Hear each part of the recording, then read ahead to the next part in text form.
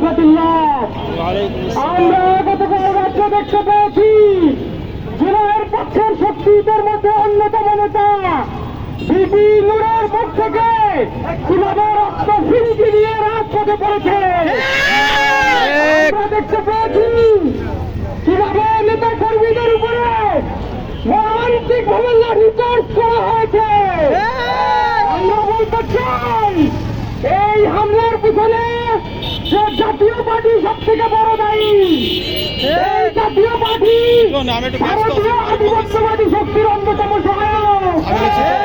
হাসিনাকে ফ্যাসিস্ট হতে যারা সহযোগিতা করেছে অন্যতম শক্তি। আমরা বলতে চাই এই জাতীয় পার্টিকে অবিলম্বে বাংলাদেশের রাজনীতি থেকে নিষিদ্ধ করতে হবে। এরপরে বলতে চাই সরাসরি পুলিশের যে সদস্যবৃন্দ বিপি নূরের উপরে হামলার নেতৃত্ব দিয়েছে এবং অংশগ্রহণ করেছে তাদের সকলকে বিচারের আওতায় আনতে হবে। সেনাবাহিনীর যে সদস্যরা এই হামলায় অংশ নিয়েছে এবং নেতৃত্ব দিয়েছে তাদেরকে বিচারের আওতায় আনতে হবে।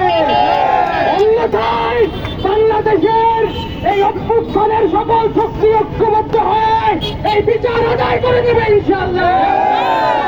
আন্দোলন সমূহের সকলকে রাজপথে থেকে সম্মিলিত ভাবে এই শক্তিকে এই অপশক্তিকে রুখে দেওয়ার জন্য উদাত্ত আহ্বান জানিয়ে আমার কথা আমি এখানে শেষ করছি।